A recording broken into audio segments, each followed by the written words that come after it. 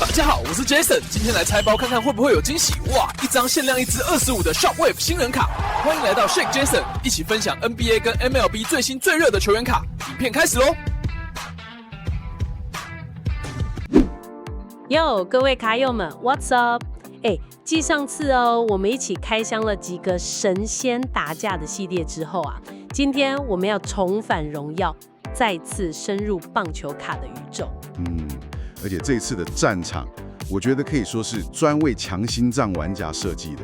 你传给我们那份分析，标题就写神队 vs 明灯，火药味超重的。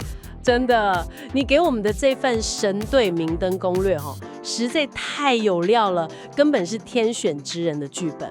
今天我们的任务就是把它拆解得一干二净，帮你找出最佳路径。没错，主题就是2025年的 Topps 5 Star 系列。这一局我们只跟神仙打架。5 Star 的核心理念一直都是那个高风险高回报，每一盒都可能开出改变人生的神卡，但也很可能让你手上的卡瞬间变壁纸。变壁纸。所以今天我们就根据你提供的这份超详细分析，帮你看看哪些队伍是能让你上天堂的神队，又该怎么避开那些会让你住套房的明灯陷阱。Okay, let's unpack this. 这份攻略开宗明义就提到了 5 Star 的3大游戏规则，我觉得这很重要，它定义了整个系列的玩法。没错，第一点也是最疯狂的一点，叫做全签名配置。这个就是整个系列的灵魂，意思是你买一盒里面有5张卡，这5张卡全部都是球员亲笔签名卡，也就是 On Card Auto。这太扯了，完全没有废卡填充。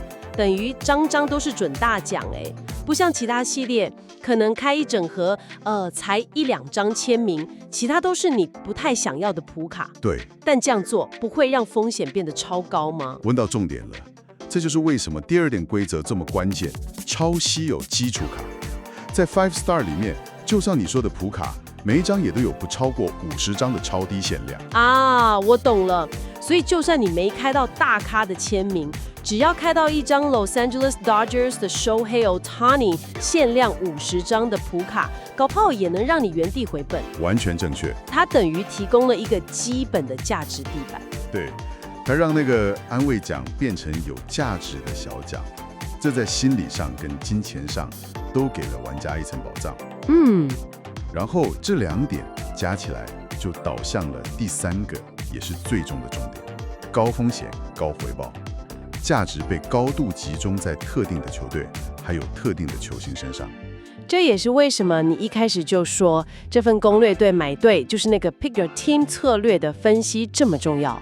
对，在5 Star 里面根本没有雨露均沾这回事，选错队伍就直接下课。What's fascinating here is 这种高纯度的设计，把每一次选择都变成了一次很精准的赌注。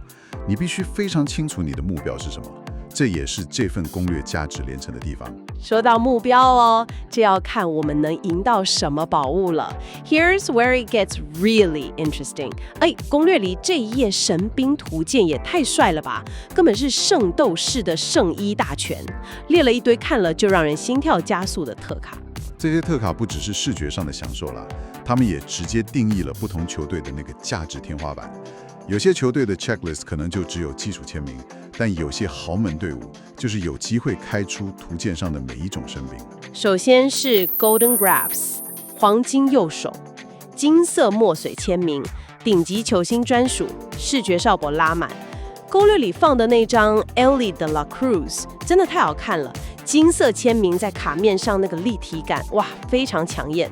金色墨水的确是收藏家最追捧的设计之一。那接下来的 Silver Signatures， 也就是白银战刃，又是另一种风格。银色墨水配上深色卡面，走的是一种低调奢华的路线，通常会分配给技巧型球员或是资深传奇，跟 Golden Grabs 的名单做出区别。然后这个 Pentamerous Penmanship 五角异次元，这名字也太中二了吧。不过卡片本身真的猛，攻略上说这是 Shadow Box 立体设计，亮手只有25张，这已经不是球卡了，根本是艺术品。对， Shadow Box 设计会让卡片有好几层的深度感，工艺很复杂，所以限量也极低，是收藏家眼中的艺品。但如果要说视觉冲击力最强的，可能还是那个 Autographed Jumbo Prime。没错，巨型圣衣，超大块的球衣实战布料配上签名。你看攻略上这张 Aaron Judge 的那个球衣布料上的对灰裁切就是 patch， 又大块又漂亮。这种卡拿在手上分量感完全不一样。大块的 patch 绝对是球衣卡的顶点，特别是如果能拿到像 MLB logo 或球队队标那种特殊裁切，价值更是难以估量。不过，所有神兵的顶点还是最后一个上古神兽 Cut Signatures， 对，已故传奇的11裁切签名。我从来没亲眼看过有人开到 Babe Ruth 或 Roberto Clemente 的裁切签名，但有一次在卡展上亲手拿过一张，那种感觉很奇妙。你拿着的不只是一张卡，是一段超过100年的棒球历史。开到一张，就像攻略上说的，直接退休，真的直接退休。然后 if we connect this to the bigger picture， 这些不同的特卡系列也解释了为什么某些队伍的买队成本居高不下，像 New York Yankees 或 Los Angeles Dodgers 这种豪门，他们的签名名单里就有机会开出每一种神兵利器，这就是他们价值的来源。好，理论课上完了，接下来就是实战攻略。攻略把球队分成了几个有趣的组合。第一的是 CP 值之选 vs 一发入魂组，听起来像是3种完全不同的投资心法。的确，这3队完美呈现了3种不同的玩家风格：价值投资者、乐透玩家，还有稳健派。首先是 Cincinnati Reds， 被攻略称为最佳 CP 值，用相对低的成本就能拼到天赋爆表的 Elly De La Cruz。这听起来很棒，但市场上为什么会有这种价值瓦地啊？难道大家看不到它的潜力吗？这就是价值投资的奥妙所在。这个机会之所以存在，是因为市场对 De La Cruz 的评价非常两极。他的天赋和运动能力是100年一见的，但极高的3振率也让部分收藏家却步，导致他的卡价还没完全兑现天赋。这就是聪明玩家可以切入的点，用7折的价格去买一个未来可能价值翻倍的资产。原来如此，再加上名人堂捕手 Johnny Bench 撑腰，这队的地板其实很高。这是有逻辑的风险。那下一队 Pittsburgh Pirates， 攻略说这就是一发入魂的代表，90% 的价值都在世代级火球男 Paul Skenes 身上，这听起来风险就高很多咯。没错，但这种艺人球队的风险也极高，只要抽中他的 RC Auto， 也就是他的新秀年签名卡，成本直接翻倍，这就是所谓的 Skenes 乐透。Skenes 乐透，懂的都懂。但反过来说，万一 Skenes 的签名在产品中的数量比预期多，或是他开季遇到撞墙期，那 Pirates 的价值就会瞬间崩盘。这是一把真正的双面刃，高回报永远伴随着高风险。听起来招刺激。好，如果不想玩这么大，那攻略推荐了 Baltimore Orioles， 称之为阵容最稳、保底攻顶。这队的策略又是什么？ Orioles 就是稳健派的选择，他们的阵容深度非常惊人，有现役 MVP 级的 Gunnar Henderson， 被誉为历史级新秀的 Jackson Holiday， 还有队史传奇 Cal Ripken Jr. 哇，这阵容确保你很难空车而回，而 Henderson 和 Holiday 的存在又给了你冲击顶级大奖的机会，你的资产不容易缩水，同时还保有增值的潜力。好，如果说刚刚的3队是3种完全不同的赌法，价值投资、乐透跟稳健组合，那攻略的下一组潜力黑马和市场硬通货，更像是2种不同的资产类型。是的，如果我们把球员卡看作是资产，那么接下来这几队就分别代表了成长股和蓝筹股。Detroit Tigers， 攻略称之为潜力黑马。老实说，这队蛮让人意外的哦，大部分人可能不会优先想到他们。这正是他成为黑马的原因。Pirates 就是典型的成长股，你用现在的价值去投资他们王牌投手潜力 Jackson Joe 的未来。如果他几年后成为赛扬奖等级的投手，那他现在的 RC Auto 价值将会翻上好几倍。买的是未来性，再加上现役强投 Tyree Skubal 和传奇 Ty Cobb 的一裁切签名彩蛋，让这队充满了被低估的惊喜。了解。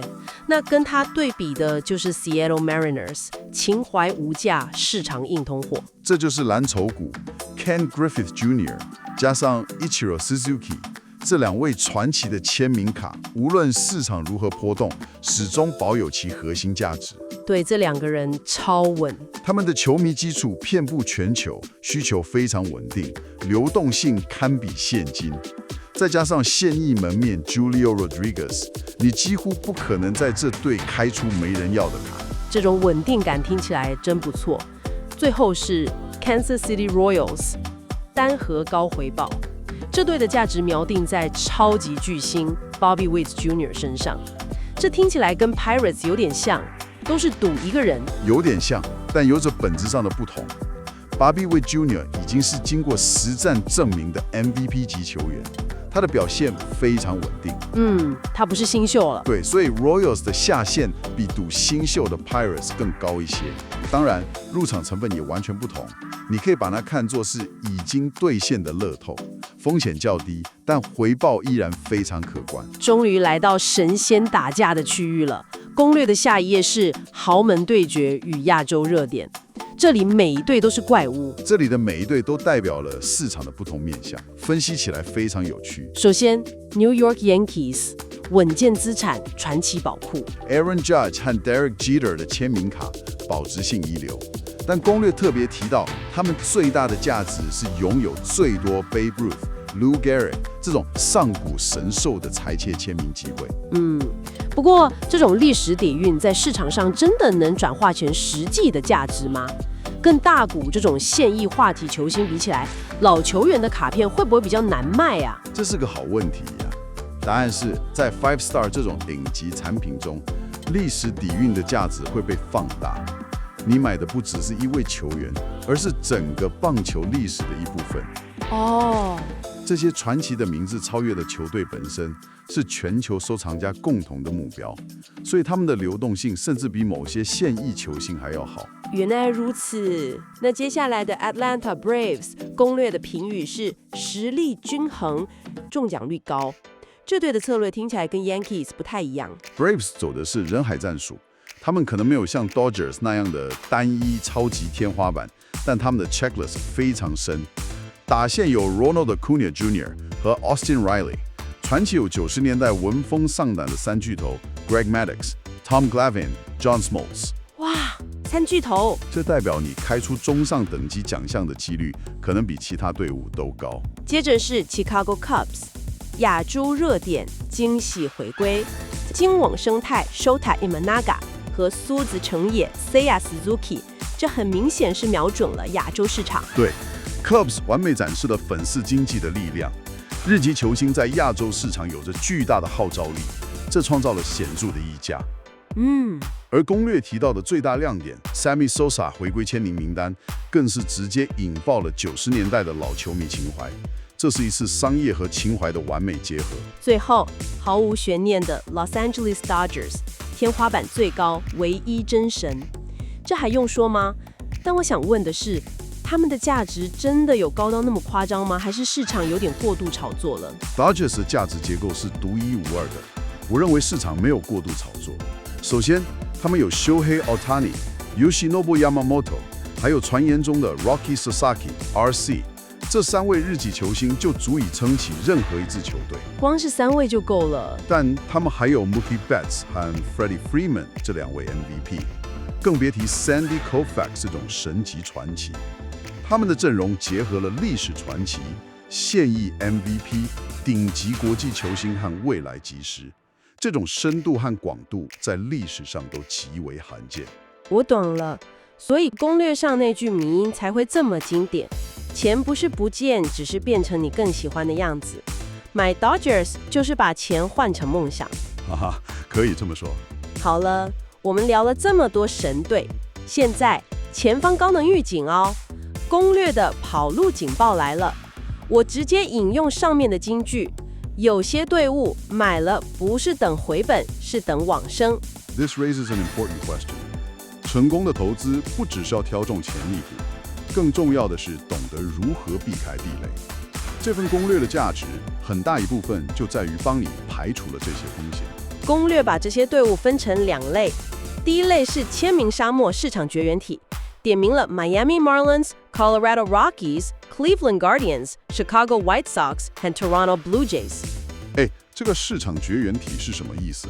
拿 Miami Marlins 来说，他们阵中当然有好球员，比如2届打击王 Luis Arias， 但在 Five Star 这种高阶产品里，他的签名卡价值就是撑不起来。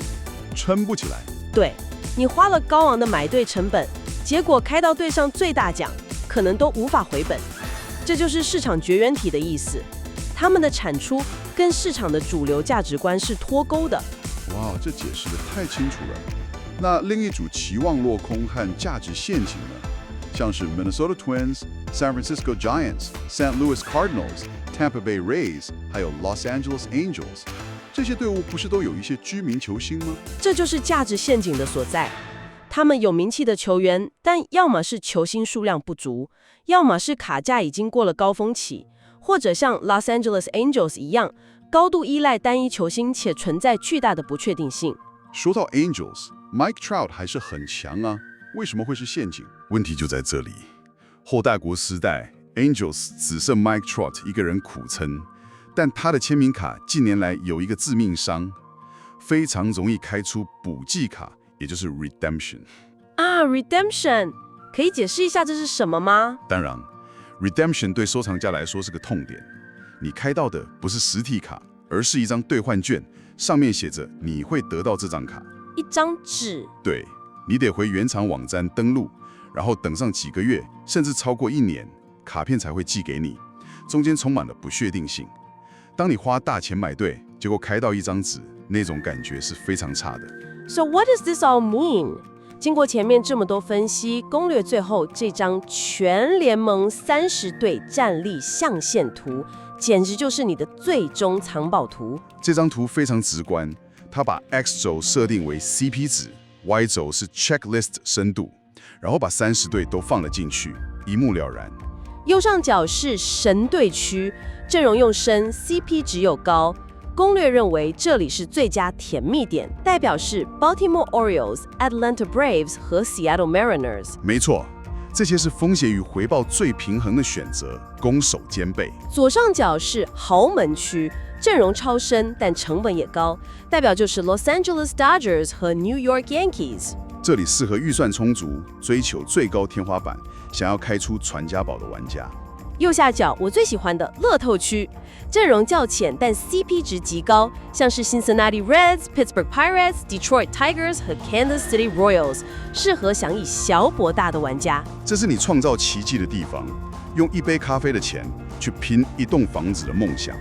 最后左下角就是刚才讲的明灯区，阵容浅 CP 值也低，快逃。所以总结下来，这份攻略为你提供了3条清晰的路径。策略1：追逐教子库底，瞄准乐透区的 Reds 或 Pirates， 用最小的成本去博取最大的回报。策略2：信仰直冲天际，如果你的子弹够多，直接瞄准天花板最高的 Dodgers， 去追逐那张能改变人生的神卡。最后是策略3：稳定保值首选。如果你是追求稳健的玩家，那就选择神队区的 Mariners 或 Orioles， 这些传奇与实力兼备的队伍，能确保你的资产不缩水。这份攻略确实把复杂的市场分析整理得非常清楚易懂。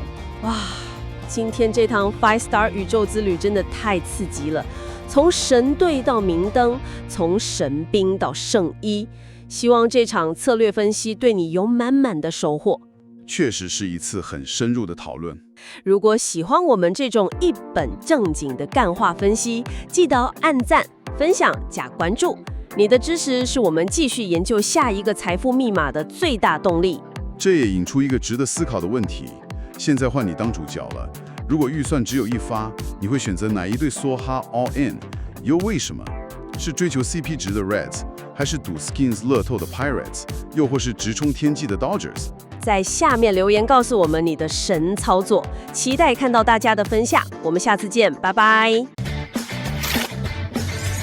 大家好，我是 Jason， 今天我们来拆卡咯。哇，菜鸟卡先来一张，再看看。哦，这张金矿的限量卡超帅！喜欢这种满满惊喜的开箱，记得订阅 Shake Jason， 我们每周都有新影片带你一起追卡。